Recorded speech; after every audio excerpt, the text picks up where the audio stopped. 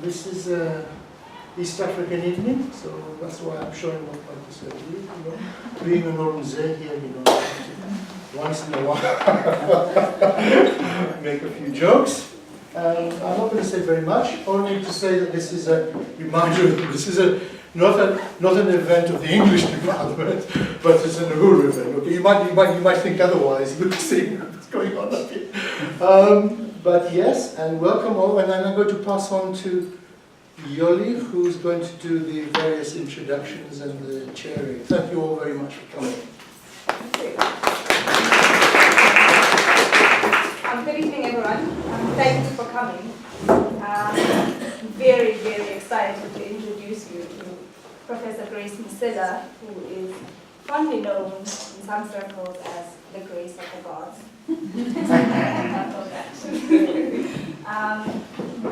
Professor Musila is a lecturer in the English department at Stellenbosch University. Her teaching areas include post-colonial literatures, African literature and popular cultures, gender studies, film studies, and literatures of the Black diaspora. She is the founding convener of the Locations and Locutions lecture series in Stellenbosch, and has co-edited Rethinking East African Intellectual Landscapes. She has published a number of journal articles and book chapters which include Inscribing Memories on Dead Bodies, Sex, Gender, and State Power in the Julie Ward Death in Kenya, Laughing at the Rainbow's Cracks, Blackness, Whiteness, and the Ambivalences of South African Stand-Up Comedy, Beyond the Frame of History, Colonial Modernity, Love and Freedom in Yvonne Mera's Without a Name, Butterfly Burning, and the Stone Virgins, and the deliciously titled The Ridiculous Generations, Intellectual Interventions in Kenyan Public Life, and is this demo crazy? Demo crazy laughter in Gado's editorial cartoons, 1992 to 1999, to name a few. And in this book, which we have not mentioned, A Death Retold in Truth and Rumour, she's very sensitive to the real tragedy behind the death of Julie Ward and the various deaths surrounding, which may or may not be implicated, related to this particular death. But she's also very fearlessly critical and surprisingly funny, which may be problematic, maybe a reading I'm bringing to the piece. In discussing her work is Professor Dr. Lynda Spencer is coming in the English department here at Rome. She holds a master's in African literature from Witwatersrand University and a PhD in English literature at Stellenbosch. So, homegirls. She lectures in the areas of African literatures, women's fiction, and transnational literatures. And her research interests include popular cultures in Africa, post-colonial studies, East African literary and cultural studies, and African diasporic studies. Now, in the style of disrupting things, we're not following the conventional structure of having Professor Musila speak first and Dr. Spencer respond. Dr. Spencer will go first and discuss her observations for 10 to 15 minutes, and this will be followed by a discussion from Professor Musila, 30 minutes or more.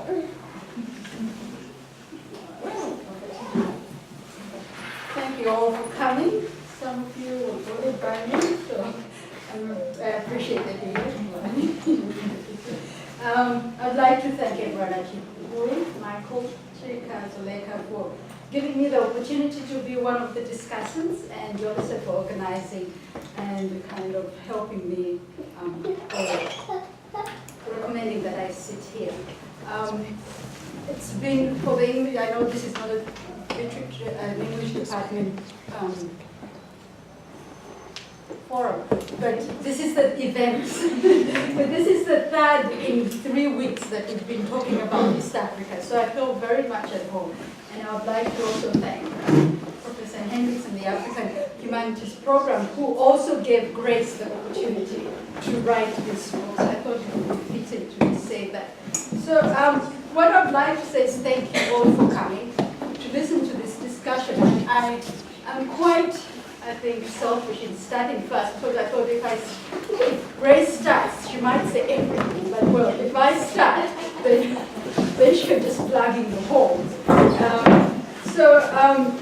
I have found this book absorbing, thought-provoking, exceptional, and yet utterly frustrating. First, I'll begin by explaining why I found it frustrating, and maybe I should qualify. It's not that the book is infuriating, more like the subject matter and the content of the book. One of my research interests is crime fiction, and in particular serial killers in South Africa.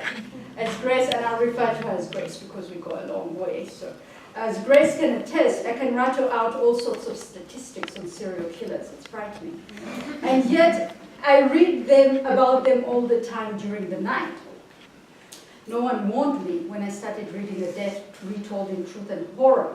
And I keep doing that. So there's something about that slip that's just A Death Retold in Truth and Rumour. I decided to start reading it one night before going to bed. That night I had dark dreams. Grace and I were in the Maasai Mara investigating the death of Julie Ward. This was just after reading a couple of pages. I woke up and decided I would not read the book at night, so consider yourself warned. Like Grace says, the book is not an investigative journalism, but it is a cold case. Cold cases are extremely frustrating unless you're watching cold case on TV, because by their very nature, there's no closure. For literary scholars such as I, who is interested in genre fiction, such as romance with its happily ever afters, or crime fiction, where most of the bad guys get caught, these narratives have neat endings. They don't leave me asking what, who, why, how, where. A Death Retold in Truth and Rumour is the kind of script that you would send to a movie producer, and it would be rejected outright, even knowing it. Grace has successfully demonstrated that fact is indeed stranger than fiction. From the beginning, we are given 4 causes of death: murder, suicide, attacked by wild animals, and killed by lightning. Everything is blamed, including Julie. But as Grace says, there is no human culpability. Trying to figure out who murdered Julie Ward and why is like trying to catch an eel covered in cooking oil. This is a book full of smoke, mirrors, and ghosts. In spite of this, Grace does not profess to provide the answers. She clearly lays out different aspects that allow the reader to make sense of what is first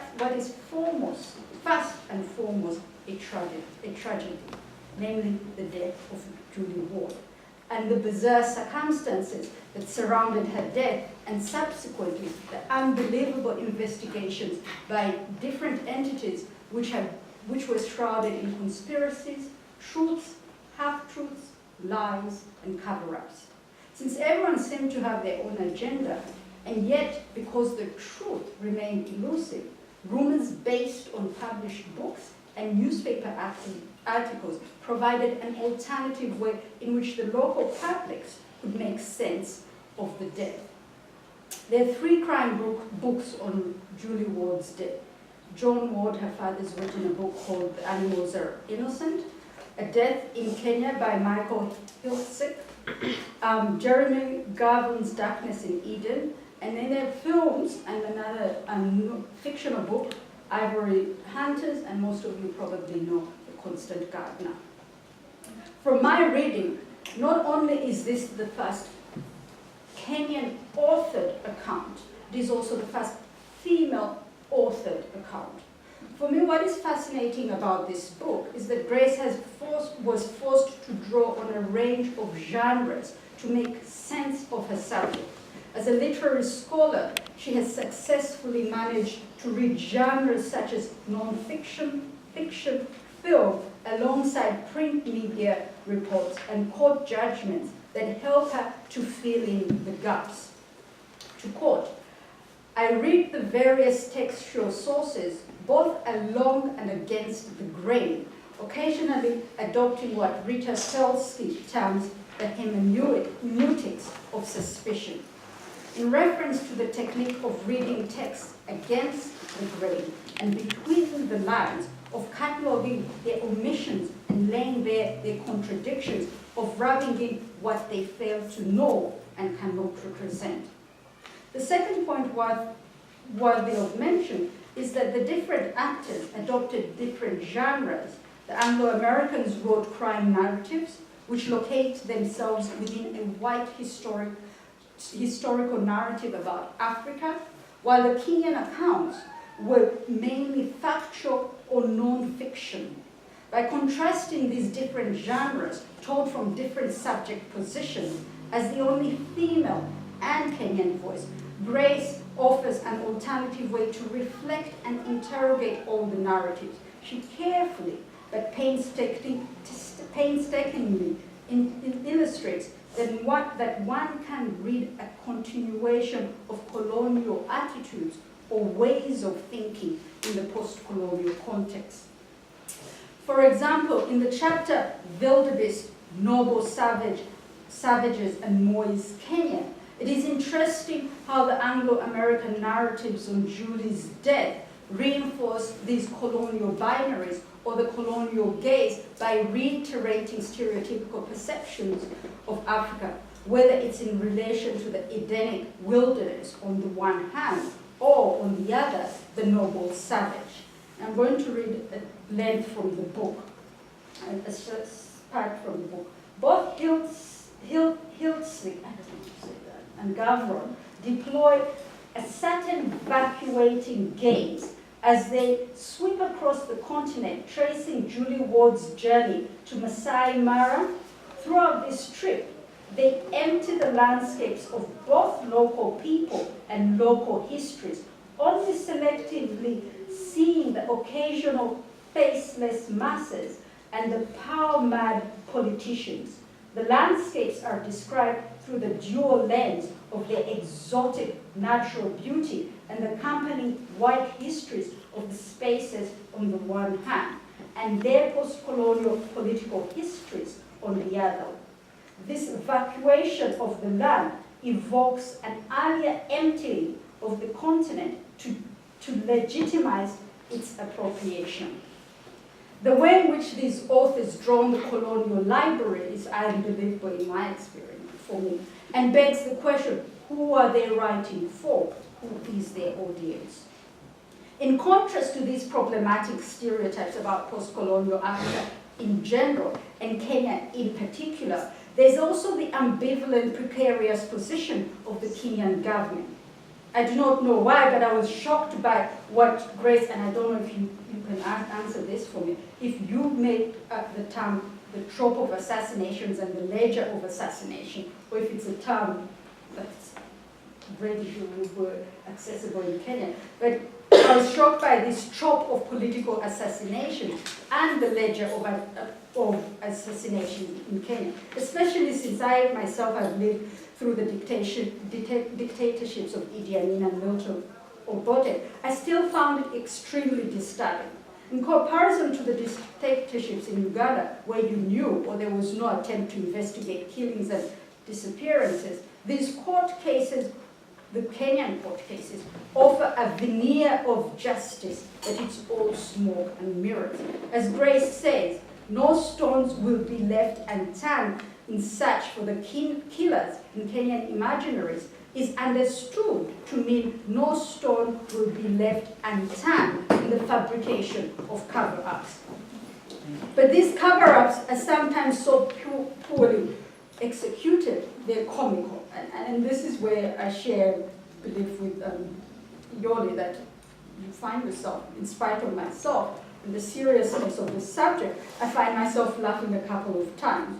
So for example, there's at one point there's Robert Obuko was the Minister of Foreign Affairs during the 80s, and he was assassinated, and there's an attempt by these, what should be an elite military squad or something, to get rid of the corpse. The corpse was apparently supposed to be dropped by a helicopter in the river, but it missed the river and landed in the forest, where it's later discovered. And yet somehow the Barbadian idiots get away with it.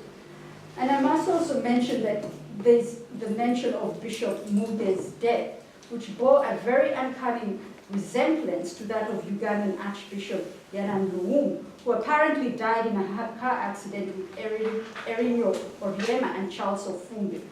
But what Grace does is, by carefully interweaving the work of Jacob Dlamini, Mahmoud Mamdani, and Peter Eke, she's able to successfully show how various state powers and entities silence Adui wa Serikali, which also serves as a public announcement that reminds the Wananchi that these are the consequences when you challenge Wananchi. So for all the non-East Africans, it means she looks at how state powers and entities silence the enemies of the state, which also serves as a public announcement that reminds ordinary citizens that these are the consequences when you challenge the owners of the country. Because of these conflicting perspectives from both sides, the role of the Kenyan media was to simultaneously provide an archive of these twists and turns and mediate public discourse. In turn, the Kenyan grapevine made meaning out of these texts. It is counter-instinctive to me and to most of us to try and understand, and yet Grace brilliantly demonstrates that in the absence of truth, or in the presence of cover-ups and half-truths, hearsay and rumor become reliable sources of truths, because they step into the gap created to resolve the confusions created on the one hand.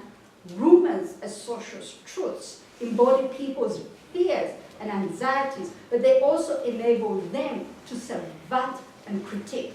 Rumors are used to interpret and analyze, decoding and encoding social political discourse, bringing it closer to home, to today.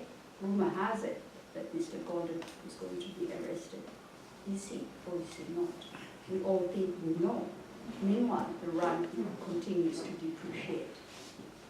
That is how Grace shows how we use rumor to make sense. As a feminist, what I found particularly interesting is that when it got to the moralities of female sexuality, the Kenyan and British sides seemed to close rank. The Anglo-American narratives returned to the colonial archive to reactivate the black parent, which was motivated by the need to protect and affirm hegemonic white male authority and supremacy through exclusive access to white women as boundary markers and symbols of morality. This reactivation, Grace reads as a return of the repressed, a retrieval of the purportedly uncontrollable lust of black male sexuality. And this is pitted against white women's vulnerability, femininity, desirability, and purity. But another narrative is that Julie Ward was an innocent tourist who stumbled on secret meetings of an elite military group. Mistaking her for a spy, she was raped and killed. In other words, she was martyred. For the local imaginaries, Julie was a victim of the abuse and brutality of elite power. For them, the use of violence and sexual violence is a performance of power.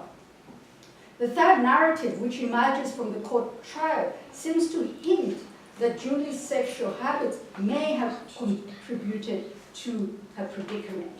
And just to read from the book, while imaginings of a sexually abused Julie Ward emphasize her vulnerability to sexual violation, it is this victimized woman who is sympathetically portrayed in both Kenyan and British imaginaries, suggesting an implicit affirmation of the notion of female vulnerability.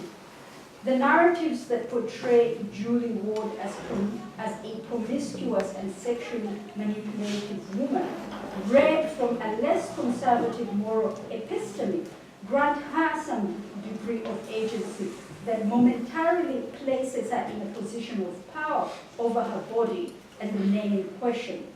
However, given the conservative moral lenses that celebrate female sexual purity, which British and Kenyan imaginaries appear to embrace, these rumors portray Julie Ward as a scheming woman who had been punished for presuming to take advantage of a man's natural sexual desires. In this instance, both the legal institutions and the popular imaginaries were drawing on specific cultural productions of female sexuality and elevating them to legitimate principles on human nature and indeed the very concept of life, by suggesting that the worth of a life lies in the owner's morality. So for me, in conclusion, this book clearly demonstrates that Julie's death was not that of an ordinary tourist, because the modus operandi was similar to the deaths of the people on the ledger of assassination. So what seems like an ordinary death is in fact another political assassination. All parties, the Kenyan and British government, were duplicitous and are complicit in the ill-fated, unfinished business of Julie Ward. To borrow from David Cameron, they're all fantastically corrupt. This speaks to large issues between the West and Africa in general, Britain and Kenya in particular. It's not only about protecting big politicians and Kenyan tourism, it's also about safeguarding the interests of multinationals and Britain's strategic position in Kenya, as well as its economic, commercial, military, and political interests in a region that is considered, to paraphrase CNN, a hotbed of terror. Thank you.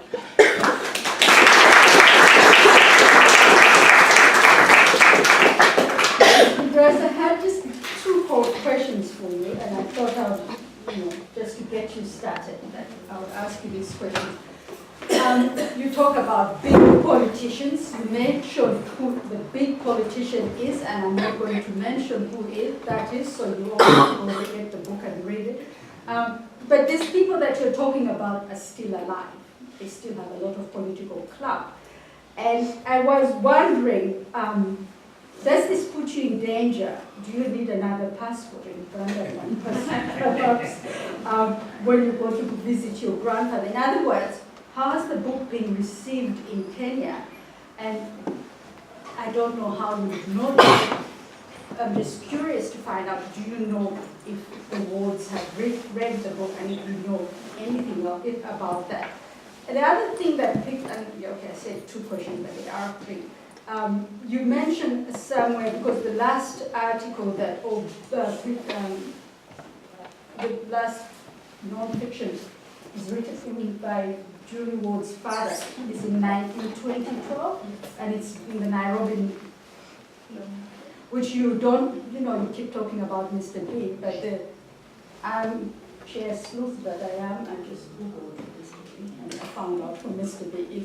But what I found out, but what I found out is that even that Nairobi law report is being questioned by the Kenyan Forum.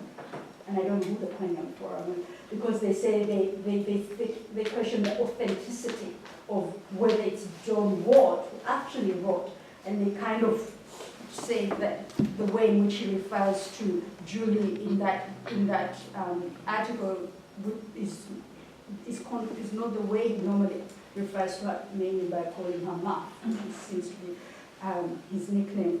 So I was wondering, the Kenyan Forum, what is called the Nairobi Law Monthly, is that also another rumor? Is it the truth? What else is this piece of information? Because that's what the Kenyan Forum fits into. And then the third thing that I wanted you to speak about, because you mentioned it in the book, is the photo of Julia Ward. Because in the book you're critical of how the photo, or you raise the problematics of the photo. And I looked at the photo and I thought, it's the same photo, except this time it's an illustration and it's superimposed on the Maasai Mara. And so I thought that's something that you could talk about.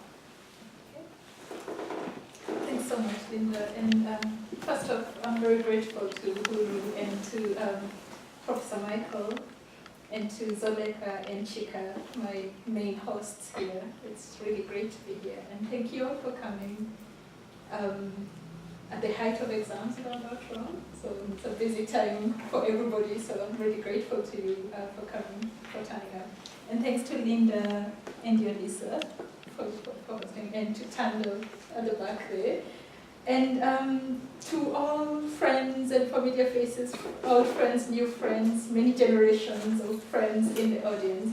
And it sort of feels, I feel very blessed because it feels like a family meeting, not a family meeting, those tend to be no, scratch that.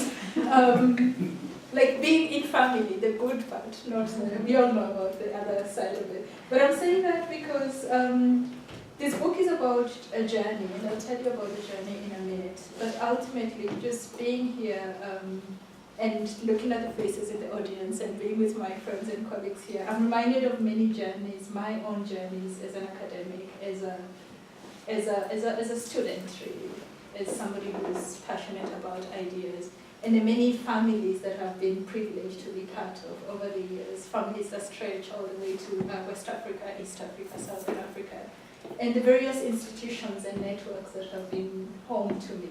So I'm thinking, I see faces that I first met at VETS, I see faces that I first met at Stellenbosch, I see faces that I first met at Rhodes. So it's really such a privilege to be part of these extensive networks, including, of course, like I said, VETS University, Stellenbosch University, but also the Africa Humanities Program, which is a big part of this book's journey. So thank you very much. And thank you to, and in the process as well, I get to meet, again, old friends who are now part of the African Humanities Program's fellowship, and we get to reconnect. So it's about those journeys and reconnections with family. And I think those are important. They're what animate our academic journeys. They're what animate our journeys with ideas. And it's something I'm very passionate about. So I just wanted to stick that there. And so thank you all for hosting me and for having me. And a big thank you to my publisher. And I'm not being nice here. I really have to be grateful to them, not only for publishing the book, but for giving us permission to have a South African imprint that will be more affordable. Because the reason the book is only getting to the market now is because it's published in the UK and it was going to be ridiculously expensive. So initially in January, the booksellers told us, look, we can't stock this book because it was going to cost 500 rand and above. And for me, it's important. Part of our work as scholars, especially scholars in Africa, African scholars invested in the power of ideas, should be about making ideas available. And one of my pet peeves, for those of us who've spent 2 minutes with me, will know that I get so frustrated about this idea of African studies scholarship that is done by African scholars on the continent, published out there, and it never makes its way back here. Because half the time, even you as an author cannot afford your own book. And I think that's just criminal. And unfortunately, the knowledge production landscape being what it is, it means on one hand you need to publish, you need to get your ideas out there, and the deal with the devil that we stuck with as academics is that our work circulates out there, and we become eavesdroppers in our own scholarship. So that's why I'm blowing my publishers with Zella, because they made it possible for us to have a more affordable local imprint, and they can still make their money with a more pricier hardcover edition of the book, which I suppose makes business sense. So I think I just want to say a big thank you to them. Okay, so onto the book. Perhaps before I answer your question, and thank you so much for those comments and just the generous eye with which you read it. That the book sounds so much nicer through your eyes. So thank you. And perhaps before I answer your question, I'll just start with, I mentioned journeys, and this book is about a young woman's journey from the UK to Kenya in 1988. And so what she does is she's a 28-year-old British tourist. She joins a group trip, and they are traveling on a truck, around 26 young people. They're traveling on a truck from England all the way to Kenya. So they spend 6 months on the road. And once they get to Kenya, that's the main end of the group trip at least. So many of them decide to travel back home, some of them travel down to Southern Africa. And Julie Ward decides to stay around in Nairobi, where she had been 2 times before. And she was thinking of starting a business in Nairobi. So she stays on in Nairobi. She hires a second-hand vehicle to use around Nairobi. And she meets old friends, Australians, three old friends. And they decide to take a road trip to Maasai Mara Game Reserve, which is a bit of a long drive from Nairobi. So they're going to drive to Maasai Mara, which they do. And this is just before she leaves, about a week before she leaves. She's due to leave, go back home. And they get to Maasai Mara, they spend 2 days, but by the third day, her jeep breaks down. And her companion needs to fly back to Nairobi for a conference. So he leaves her in Maasai Mara with the promise that he would send down the broken vehicle part.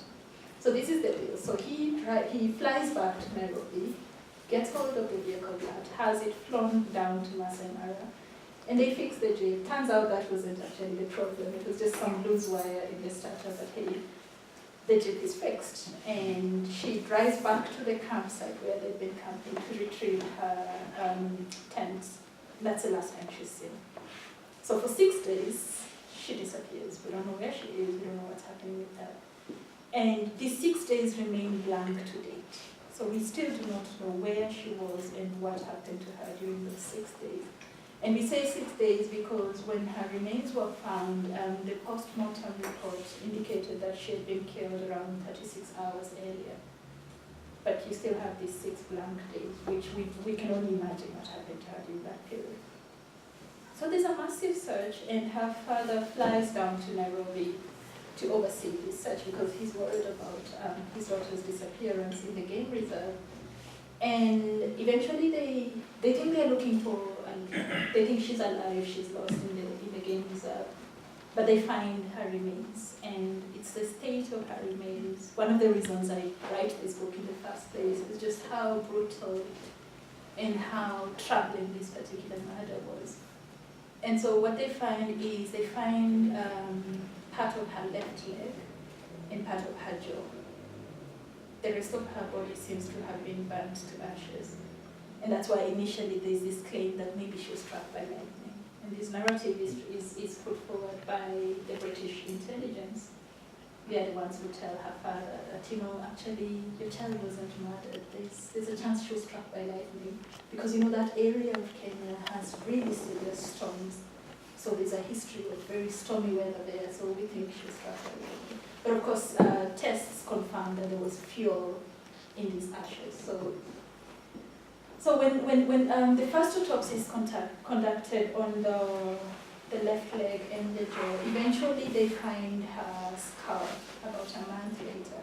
And that's yet another of those bizarre moments in the book when once they find her skull a month later, and her father is staying in a hotel in Nairobi, the Nairobi Serena Hotel. And these 2 policemen turn up to deliver the autopsy report. So they hand over this not the autopsy, rather the death certificate. So they hand it over to him, and then they tell him, and we also have this for you. So they pass on the